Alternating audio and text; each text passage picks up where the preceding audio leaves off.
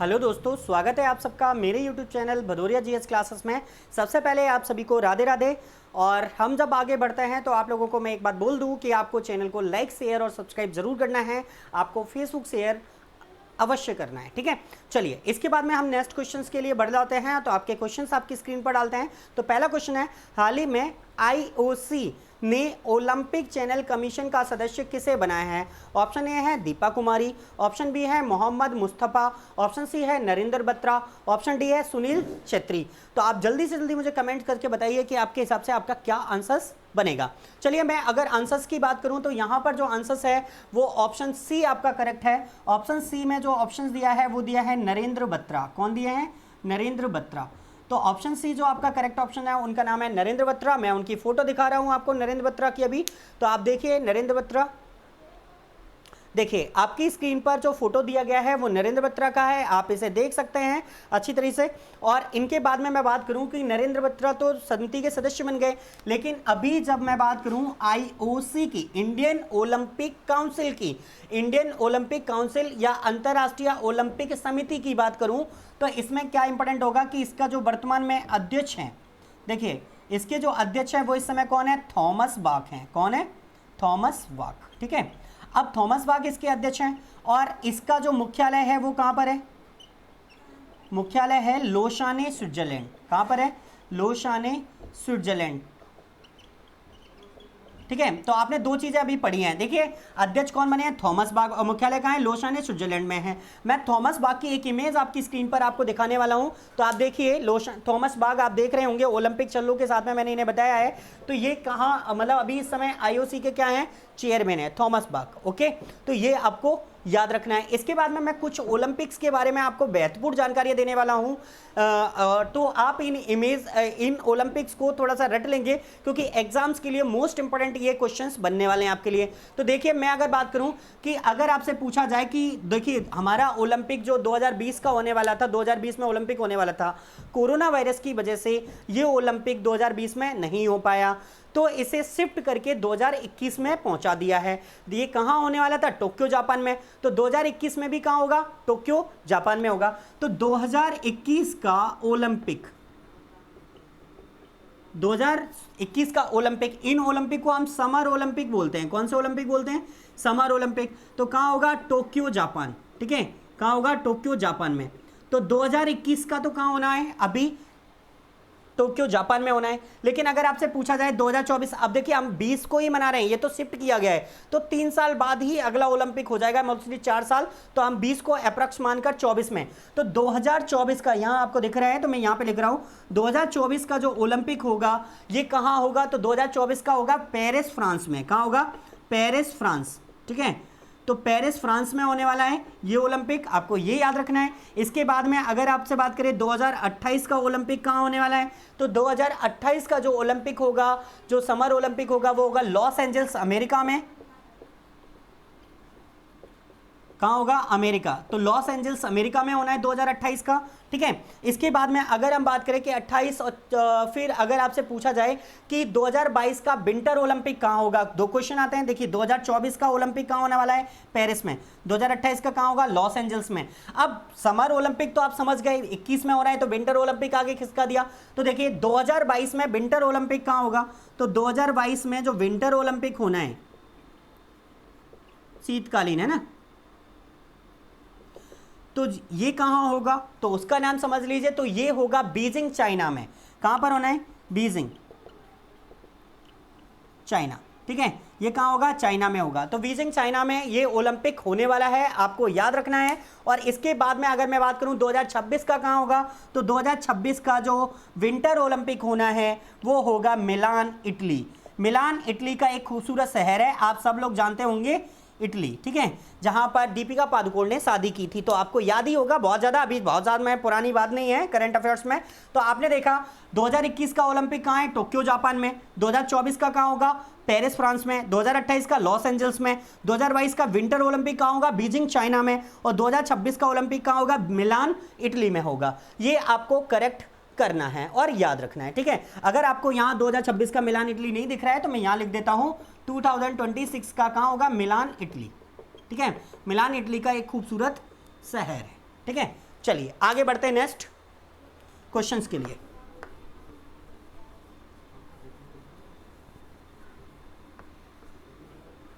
चलिए next questions आपकी screen पर डाल रहे हैं और नेक्स्ट क्वेश्चंस आपकी स्क्रीन पर है। हाल ही में क्रिस्टोफ मैरियक्स पुरस्कार से किसे सम्मानित किया गया है?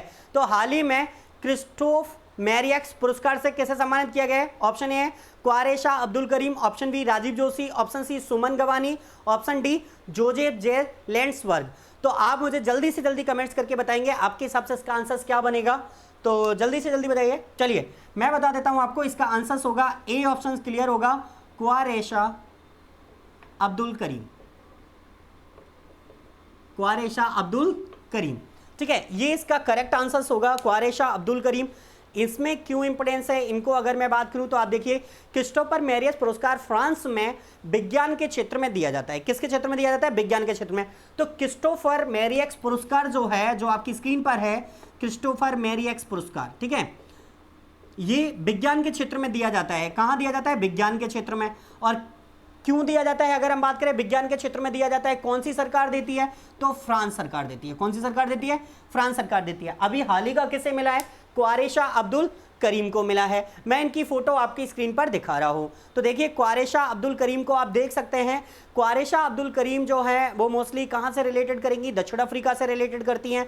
तो आपको याद रखना है ये कहां की नागरिक हैं? दक्षिण अफ्रीका की। तो इन्हें ये दिया गया है क्रिस्टोफर मैरियस पुरस्कार, जो विज्ञान में बहुत ज़्यादा योगदान दिया है, उसके लिए इन्हें मिला है। चलिए मैं आपको यहाँ पर एक चीज़ और बताने वाला हूँ। तो दक्षिण अफ्रीका की बात आई है, तो दक्षिण अफ्रीका का जो राष्ट्रपति हैं, अगर हम इनकी बात करें, दक्षिण अफ्रीका, ठीक है, दक्षिण अफ्रीका की हम बात करने वाले हैं। और यहाँ का जो राष्ट्रपति हैं वो सिरिल रामफोसा हैं। कौन है? सिरिल रामफोसा, ठीक है, सिरिल रामफोसा हैं। आपको मैं सिरिल रामफोसा दक्षिण अफ्रीका के प्रेसिडेंट की जो इमेज है वो दिखा रहा हूं। तो आप देखिए सिरिल रामफोसा किस टाइप से दिखाई देते हैं। तो सिरिल रामफोसा है ये, तो दक्षिण अफ्रीका के कौन है? प्रेसिडेंट हैं। आपने इन्हें देख लिया होगा, तो मैं इमेज हटा देता हूं। तो देखिए नेक्स्ट अगर हम बात करें तो आप लोगों ने देख लिया होगा, ऑप्शंस क्या होगा? क्रिस्टोफर मैरियस पुरस्कार किसे दिया गया? क्वारेशा अब्दुल करीम को। कहां के हैं? दक्षिण अफ्रीका के हैं। विज्ञान के क्षेत्र में दिया गया। कौन सरकार ने दिया है? फ्रांस सरकार ने दिया है। और दक्षिण अफ्रीका के प्रेसिडेंट इस समय कौन है? सिरिल रामफोसा, है ना। एग्जाम्स के पॉइंट ऑफ व्यू से वेरी वेरी मोस्ट इंपोर्टेंट बनता है। अगर मैं बात करूं तो विश्व में केवल दक्षिण अफ्रीका ही एक ऐसा देश है जिसकी 3 राजधानियां हैं, ठीक है। हमारे भारत का एक राज्य है आंध्र प्रदेश, उसकी भी 3 है। और देश किसकी है जिसकी 3 राजधानियां? वो दक्षिण अफ्रीका है। तो एक करंट अफेयर्स, एक नॉलेज बेस्ड क्वेश्चन ये भी बन जाएगा। अगर आप चाहते हैं कि दक्षिण अफ्रीका की कौन कौन सी 3 राजधानियां, तो मैं बता दूं आपको। एक राजधानी का नाम है प्रिटोरिया, एक राजधानी का क्या नाम है? प्रिटोरिया। दूसरी राजधानी का नाम जो दक्षिण अफ्रीका की है उसका नाम है ब्लोमफोंटेन, ठीक है। और तीसरा जो ऑप्शन आपके लिए करेक्ट बनेगा वो बनेगा केप टाउन। कौन बनेगा? केप टाउन, ठीक है। केप टाउन एक प्रसिद्ध शहर है यहाँ का। प्रिटोरिया, केप टाउन आप क्रिकेट मैचेस के लिए जानते हैं, है ना। ब्लोमफोंटेन आपको देख लें तो बात करें तो देखिए इन तीनों राजधानियाँ किसकी राजधानियाँ हैं? दक्षिण अफ्रीका की राजधानियाँ हैं। एक एग्जीक्यूटिव राजधानी है, अगर हम बात करें प्रिटोरिया कैसी है? एग्जीक्यूटिव राजधानी है जो यहाँ का प्रमुख है। एक जुडिशियल है जिसको हम न्यायालयीन बोलते हैं, जुडिशियल न्यायालयीन राजधानी है, ठीक है, जुडिशियल। और केप टाउन को अगर हम बात करें तो ये कौन सी राजधानी बनेगी? लेजिस्लेटिव, यानी यहाँ की संसद यहीं पर है, लेजिस्लेटिव, ठीक है। तो ये आपको याद रखना है, ये 3 तरीके की राजधानियां हैं, तो आपको ये 3 चीजें करेक्ट करनी है। चलिए इसके बाद नेक्स्ट बढ़ते हैं क्वेश्चंस के लिए।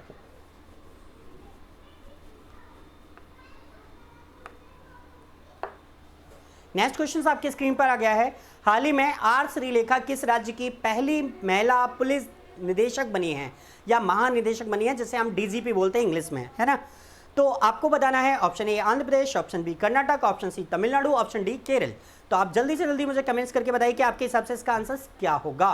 तो देखिए मैं अगर आपको आंसर्स क्लियर कराऊं और यहाँ पर आंसर्स देखें, ओके सभी लोग आंसर्स दे रहे हैं, तो देख लेते हैं यहाँ पर। तो ऑप्शन डी, यहाँ का जो आंसर्स बनेगा वो आंसर्स क्या बनेगा? केरल, ठीक है। तो अगर मैं बात करूं क्या नाम है इनका? श्रीलेखा जो नाम है ये क्यों इंपॉर्टेंट है? क्योंकि केरल की कौन बनी है? डीजीपी बनी है। केरल की पहली महिला डीजीपी है, इसलिए इंपॉर्टेंट है ये। तो केरल की कौन बनी है? पहली महिला डीजीपी बनी है। देखिए मैं इनकी इमेज आपको दिखा रहा हूं, तो आप देख सकते हैं कि एक बेहतरीन महिला जिन्होंने अपनी कहानी बयां की है, बहुत ज़्यादा अगर हम बात करें तो डेस्परेट है अपने प्रोफेशंस के लिए, और इन्होंने बहुत सारा योगदान दिया है, जो केरल की पहली महिला डीजीपी बनी है। ठीक है, इसके बाद में अगर हम बात करें तो केरल के मुख्यमंत्री के लिए मैं थोड़ा सा उनकी इमेजेस आपको दिखा देता हूं। तो मैंने आपको पिनारई विजयन, चलिए मैं आपको बता दूं कि केरल के जो सीएम हैं इस समय, केरल के सीएम कौन है? पिनारई विजयन है। कौन है? पिनारई विजयन है। ये आपको थोड़ा सा याद रखना है कि केरल के जो सीएम है वो पिनारई विजयन है, और ये एक हंसमुख प्रकृति के व्यक्ति हैं, आपको ये समझ में आना चाहिए। ठीक है, अगर हम बात करें कि यहाँ का राज्यपाल कौन होगा केरल का, तो राज्यपाल की मैं बात कर दूं तो ये आपके लिए इंपॉर्टेंट बनेंगे आरिफ मोहम्मद खान। तो यहाँ के जो राज्यपाल हैं वो आरिफ मोहम्मद खान है। ठीक है, ये 2-3 चीजें आपको याद रखनी है केरल से संबंधित। ठीक है, चलिए इसके बाद नेक्स्ट क्वेश्चन आपकी स्क्रीन पर डाल रहे हैं, और राजधानी आपको पता ही है तिरुवनंतपुरम होती है केरल की। तो हमें नेक्स्ट क्वेश्चन आपकी स्क्रीन पर है, देखिए आप इसको। तो नेक्स्ट क्वेश्चन है, थियरी डेलापोर्ट को किस कंपनी का सीईओ और एमडी मैनेजिंग डायरेक्टर के रूप में नियुक्त किया गया है? ऑप्शन ए है Tata consultancy service, option B है इंफोसिस, ऑप्शन सी है एचसीएल, ऑप्शन डी है विप्रो। तो आप मुझे जल्दी से जल्दी कमेंट्स करके आंसर्स बताइए। चलिए देखते हैं। ओके, चलिए मैं क्वेश्चंस को आंसर्स बता देता हूं आपका। इसका ऑप्शन होगा डी ऑप्शन होगा विप्रो। क्या होगा? विप्रो। तो देखिए हाल ही में किसको? थियरी डेलापोर्ट को। थियरी डेलापोर्ट कौन है? मैं आपको इमेज दिखा रहा हूं, आप एक बार ध्यान से देख लीजिए इसको कि थियरी डेलापोर्ट कौन है। ठीक है, चलिए देखिए आपकी स्क्रीन पर एक इमेज आ रही है थियरी डेलापोर्ट। ठीक है, आप इनको देख सकते हैं। ये विप्रो के अभी क्या बना दिए गए हैं? सीईओ, चीफ एग्जीक्यूटिव ऑफिसर और मैनेजिंग डायरेक्टर बना दिए गए हैं। ठीक है, चलिए अगर मैं आपको बताऊं विप्रो से संबंधित कुछ महत्वपूर्ण टॉपिक, तो आप उनको देख लीजिए। देखिए विप्रो का जो इस समय अध्यक्ष हैं, विप्रो के अध्यक्ष कौन है? प्रेसिडेंट कौन है? तो उनकी बात करें तो ऋषद प्रेम जी हैं। कौन है?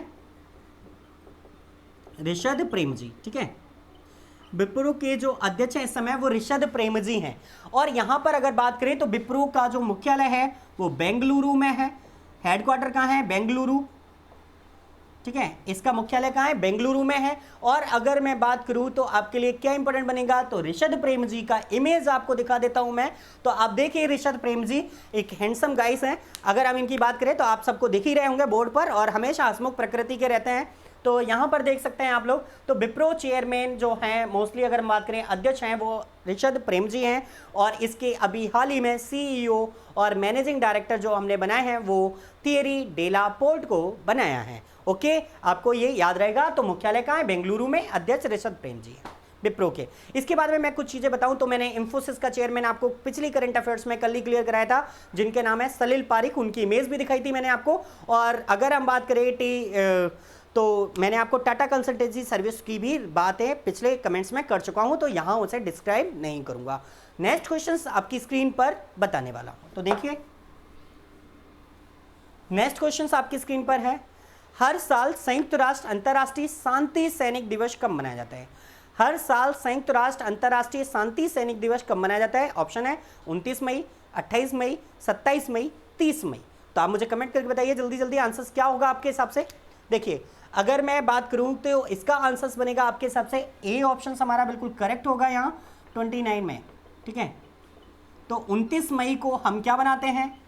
हम क्या मनाते हैं? तो हम क्या मना रहे हैं? शांति सैनिक दिवस मना रहे हैं। अगर हम बात करें तो आपको तो ये याद रखना है कि 29 मई को हमने ये दिवस मनाया है कि हर साल संयुक्त राष्ट्र अंतर्राष्ट्रीय शांति सैनिक दिवस 29 मई को मनाया जाता है।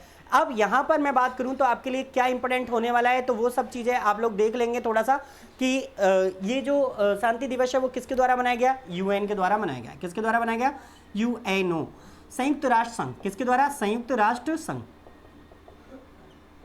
किसके द्वारा बनाया गया? संयुक्त राष्ट्र संघ। अब संयुक्त राष्ट्र संघ ही इसको हर साल मनाता है। तो संयुक्त राष्ट्र संघ का मुख्यालय कहाँ है? न्यूयॉर्क में। आप सब लोग जानते हैं पहले से, न्यूयॉर्क। ठीक है, स्थापना कब हुई? 24 अक्टूबर 1945 को हुई। ठीक है, और अगर हम बात करें कि इसके वर्तमान में अध्यक्ष कौन है, तो एंटोनियो गुनारेस हैं। तो आप इनको भी जानते हैं, एंटोनियो गुनारेस। ठीक है, और ये कहाँ से हैं? पुर्तगाल से हैं। तो मैं इसके बारे में चर्चा आपको पहले भी कर चुका था। तो ये तो आपको समझना ही समझना है, लेकिन अभी आपको क्या समझना है वो मैं बताने वाला हूं। तो देखिए, हाल ही में भारतीय जो दल है, जिनके राजनीतिक, जो अगर हम बात करें एम्बेसडर, जिनको हम बात करते हैं, राजदूत की बात करते हैं, तो यूएनओ में भारत का राजदूत किसे बनाया गया है? तो भारत का राजदूत यूएनओ में, कहां पर? यूएनओ में वो बनाए गए हैं TN, अगर हम बात करें तो कौन बनाए गए हैं? TS त्रिमूर्ति। कौन बनाए गए हैं? TS त्रिमूर्ति को बनाया गया है। अब TS त्रिमूर्ति की अगर हम बात करें तो मैं आपको इनकी इमेज दिखा देता हूं। तो ये क्या हो गया? स्थायी सदस्य हो गया यूएनओ में भारत। अभी TS त्रिमूर्ति हमारे स्थायी सदस्य के रूप में वहां काम करेंगे। और क्या करेंगे? भारत के राजदूत भी कहां है? यूएनओ में। तो ये क्वेश्चन करंट के हिसाब से इंपॉर्टेंट बनेगा। तो आप TS त्रिमूर्ति की इमेज मैं आपकी स्क्रीन पर डाल दी है, आप इसको देख सकते हैं। India next ambassador to UN कौन है? TS त्रिमूर्ति हैं, ठीक है। इनको देखिए, और भारत इन्हीं के साथ में स्थायी सदस्यता यूएनओ में ग्रहण करेगा, मतलब मोस्टली स्थायी कार्यकाल के रूप में या स्थायी प्रतिनिधि के रूप में। अब स्थायी सदस्यता अलग बात है, वो टॉप 5 देशों के पास ही अभी, ठीक है। तो ये चीजें केवल स्थायी प्रतिनिधि के रूप में कार्य करेगा इस समय। टॉप 10 होते हैं, उन्हीं में से एक। चलिए आगे बढ़ते हैं।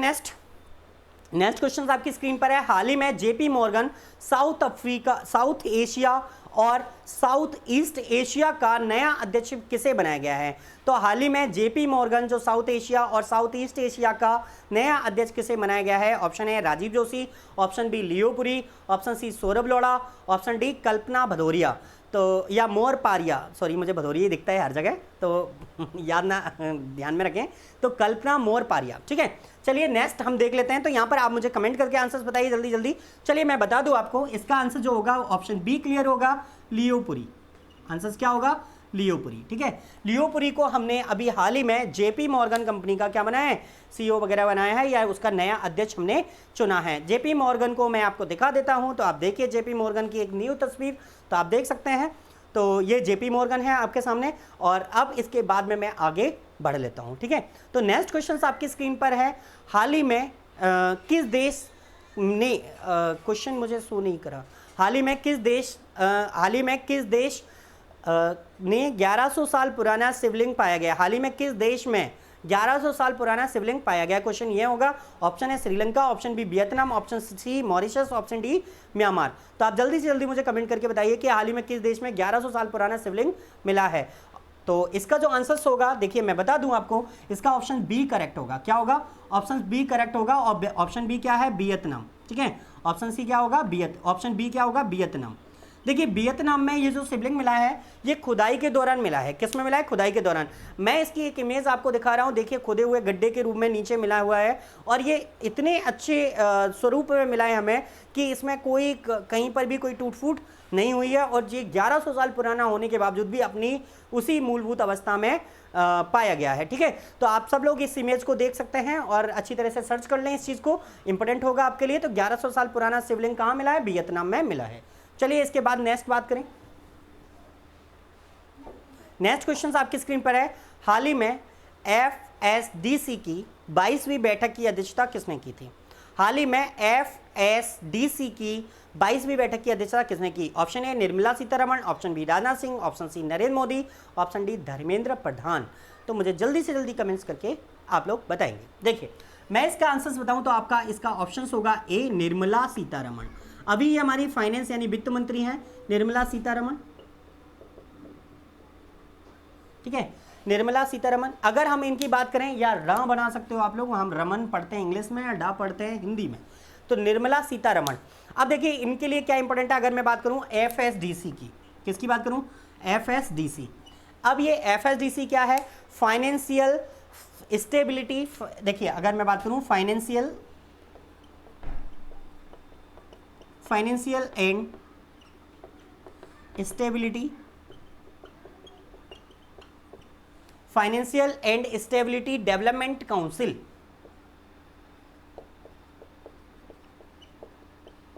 ठीक है, काउंसिल। तो ये आपको याद रखना है FSDC। तो ये क्या है? इसकी जो अध्यक्षता की गई 22वीं बैठक जो हुई भारत में, उसकी अध्यक्षता किसने की? निर्मला सीतारमण ने की, किसने की? निर्मला सीतारमण ने की। केंद्रीय वित्त और कॉर्पोरेट कार्य मंत्री इस समय कौन है? निर्मला सीतारमण है। ओके, चलिए नेक्स्ट। और उनकी इमेज मैं दिखा देता हूं आपको, निर्मला सीतारमण। जो लोग नहीं जानते हैं वो लोग देख लीजिए, वैसे तो मोस्टली ये आए दिन सुर्खियों में बनी रहती हैं, तो आप लोग ध्यान में रखेंगे। तो ये रही आपके सामने निर्मला सीतारमण, ठीक है। चलिए आगे बढ़ते हैं नेक्स्ट। तो देखिए नेक्स्ट क्वेश्चन है, हाल ही में कैप जेमिनी समूह के मुख्य कार्यकारी अधिकारी कौन बने हैं? सीईओ कौन बने हैं? तो कैप जेमिनी समूह का सीईओ इस समय कौन है? ऑप्शन है ए, ऑप्शन है फेरल, ऑप्शन बी है जेफ बेनर, ऑप्शन सी है रियान रॉस लेस्की, ऑप्शन डी है ईमान इज्जत। तो मुझे जल्दी से जल्दी कमेंट्स करके आप लोग बताएंगे कि आपके लिए क्या आंसर्स क्लियर होगा या आपको कौन सा आंसर्स क्लियर लग रहा है। तो देखिए मैं यहाँ पर आंसर्स को बताऊंगा, तो ऑप्शन डी होगा क्लियर आपके लिए। अगर हम बात करें तो इन्हें कहते हैं ईमान इज्जत, जो है ईमान इज्जत को अभी हाल ही में इस समूह का क्या बनाया गया है? चेयरमैन बनाया गया है। तो अगर मैं बात करूं कैप जेमिनी समूह का जो सीईओ है कौन है? ईमान इज्जत है। इनकी इमेज मैं आपको दिखा देता हूं तो आप लोग समझ लें उसको। तो देखिए इमेजेस मैं आपको स्क्रीन पर डाल दी है, तो आप इनको देख लीजिए अच्छी तरीके से, थोड़ा समझ लीजिए कि ईमान इज्जत इस समय कैप जेमिनी समूह के सीईओ बने हैं, ठीक है। कैप जेमिनी समूह का जो हेडक्वार्टर है वो अगर मैं बात करूं तो पेरिस फ्रांस में है। कहां पर है? पेरिस फ्रांस में। तो कैप जेमिनी समूह का मुख्यालय कहां पर है? पेरिस फ्रांस में। ये कहां की कंपनी है? फ्रांस की कंपनी है। ये आपको ध्यान में रखना है। चलिए नेक्स्ट क्वेश्चन आपकी स्क्रीन पर डालते हैं। नेक्स्ट क्वेश्चन आपकी स्क्रीन पर है और लास्ट क्वेश्चन है, तो आप लोग ध्यान में रख लेंगे कि हाल ही में पूर्व मुख्यमंत्री अजीत जोगी का निधन हो गया है। वह किस राज्य के पहले मुख्यमंत्री थे? तो ऑप्शन है Chhattisgarh, option B Jharkhand, option D Orissa, option D Bihar. तो हाल ही में पूर्व मुख्यमंत्री अजीत जोगी का निधन हुआ, किस राज्य के पहले मुख्यमंत्री थे? तो हम बात करें तो वो कहाँ के थे?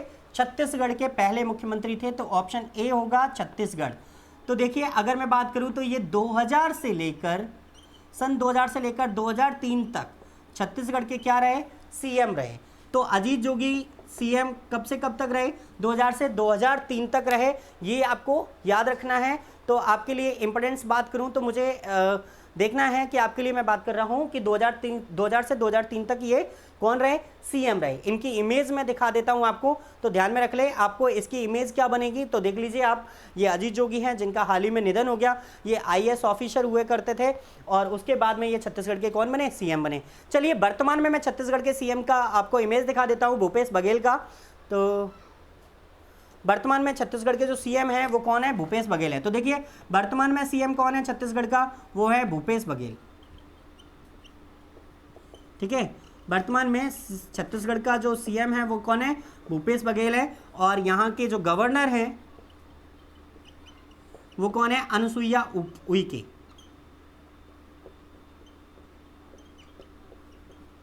कौन है? अनुसुईया उइके।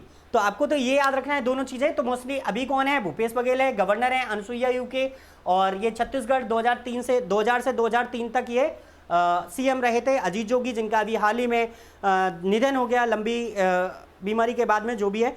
तो वो चीज़ें आपको याद रखना है। अगर मैं आपको एक क्वेश्चन छत्तीसगढ़ से बताना चाहूँ तो आप वो सुन लीजिए। छत्तीसगढ़ ने लाख की खेती को कृषि गतिविधि के अंतर्गत घोषित कर दिया है। तो अभी तक लाख की खेती कृषि गतिविधियों के अंतर्गत नहीं आती थी, तो छत्तीसगढ़ सरकार ने लाख की खेती को अभी कृषि गतिविधियों के अंतर्गत डाल दिया है। तो ये आपको याद रखना है, ठीक है।